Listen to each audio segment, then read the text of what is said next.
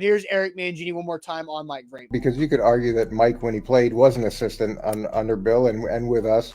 Mike was arguably the smartest player that I ever coached. And his recall of things that happened multiple years ago as we were installing game plans was impressive. So it could be something we had gone back to, from 2 or 3 years ago. And then not only could he recall it, but he could recall the situation, and he could recall problems that we had in either installing it or things that we could do better.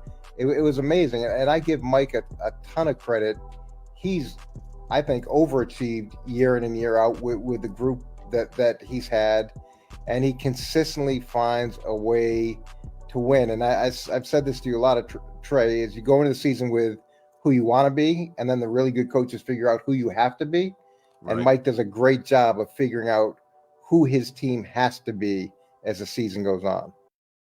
And regardless of who starts the quarterback, the Titans have to be able to run the football with Derrick Henry, and they have to be able to play really good defense. So I was listening to Brett Kern, former Titans punter great, who was in studio with Buck Rising last week.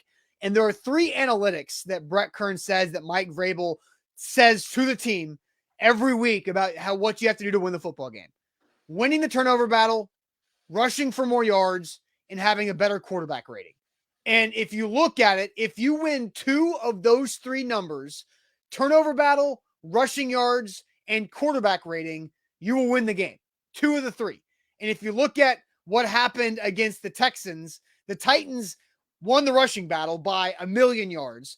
And except for that last drive, Davis Mills would have had a worse quarterback rating than Malik Willis, but he put together a touchdown drive that didn't matter at the very end of the game. So that surpassed that. And then the turnover battle was 2-1 Texans.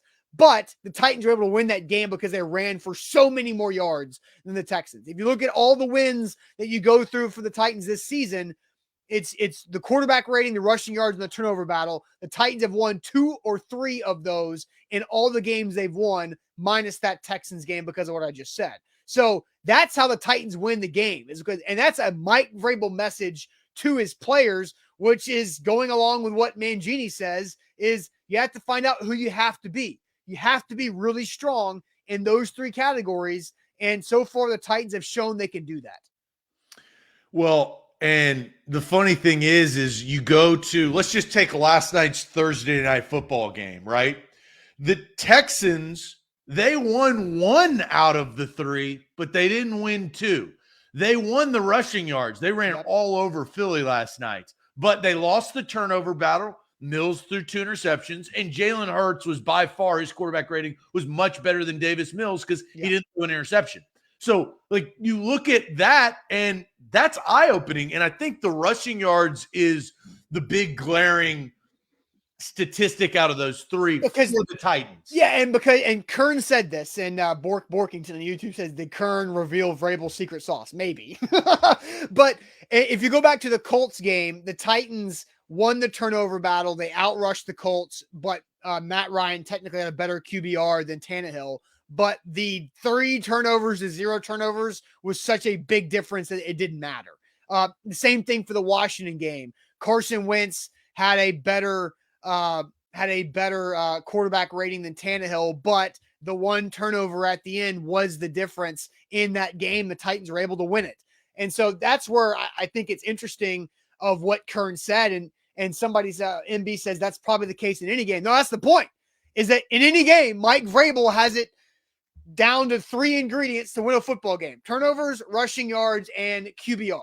Which makes a lot of sense because turnovers change the game. You referenced the Commanders game. Quarterback rating defines how your quarterback plays overall because it's a rating, right? Yes. Yeah, because it takes into turnovers and all that too. And rushing yards controls time of possession. So if you control time of possession, you control the clock, you score points, you don't turn the football over, you flip the field. All of those things go into football. It's really that is, and I would credit Mike Vrabel for bringing that to the table, but I would only assume that he learned that in New England, right?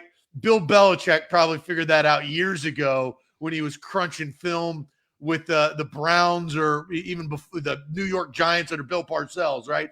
Is those, and that makes even more, I think it's even more impactful for the Tennessee Titans team, right?